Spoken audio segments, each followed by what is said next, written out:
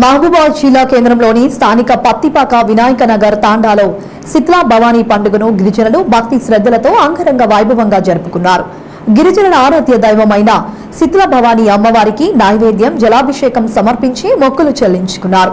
ఈ సందర్భంగా గిరిజన నాయకుడు శంకర్ నాయక్ మాట్లాడుతూ గిరిజనుల ఆరాధ్య దైవమైన శీతలా భవానీ పండుగను సాంప్రదాయంగా రైతులు పంటల సాగు ప్రారంభించే సమయంలో వర్షాలు సమృద్ధిగా కురవాలని, పాడి పంటలు పండి రైతులకు మంచి జరగాలని, ప్రజలందరూ ఆయురారోగ్యాలతో ఉండాలని ఈ పండుగ జరుపుకుంటామని తెలిపారు.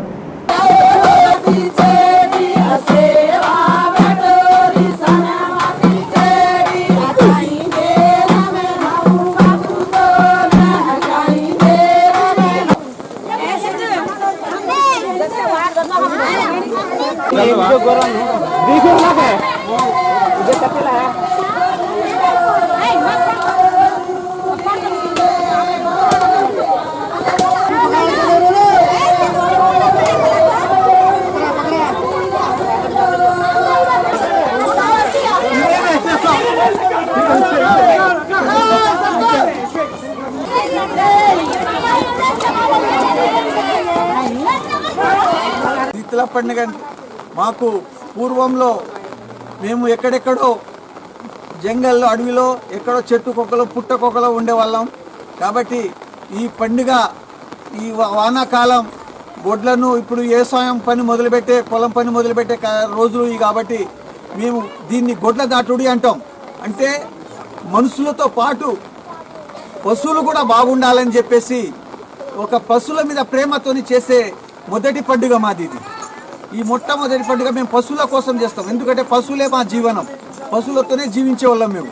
కాబట్టి పశువులు బాగుండాలి, పాడి పంట బాగుండాలని చెప్పేసి గొడ్ల దాటుడు పండుగ అని చెప్పేసి, శీతల పండుగ అని చెప్పేసి మొట్టమొదట చేసుకునే పండుగ ఈ శీతల పండుగ మాది. అక్కడ జలాభిషేకం చేశారు కదా, దానికి ఈ జలాభిషేకానికి అర్థం అక్కడ శీతల భవాని అంటే 7 భవానీలు మాతలు మాకు, అలాగే మాకు లుంకిడి అంటారు, అంటే పోతరాజు అని అర్థం.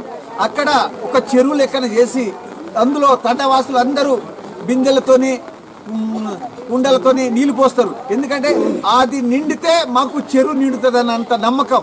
ఆ చెరువు ఇది నిండి అలుగు పోస్తే చెరువులు కూడా నిండి అలుగు పోస్తుందని నమ్మకంతో మేము అందులో నీళ్ళు పోస్తాం. అక్కడ మా లుంకిడియా ముందు అది నిండిపోతే మా చెరువు నిండి అలుగు పోసినట్టే అర్థం. కాబట్టి పంటలు బాగా పండుతాయి, వానలు బాగా కురుస్తాయి అని చెప్పేసి మా నమ్మకంతో మేము అలా పోస్తాం నీళ్లు. కాబట్టి మేము ఈరోజు పండుగ మొదలుపెట్టాం. ఇన్ని రోజుల నుంచి లేని వాన, పొద్దు నుంచి కూడా ఎండ ఉండే.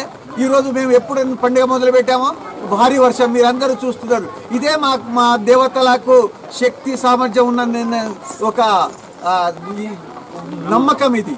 కాబట్టి మా దేవుళ్ళని మేము ఎన్నడూ కూడా, ఎవరెవరో అంటారు ఐక్యత లేదు అంటే మా దేవుళ్ళే మాకు ఐక్యత.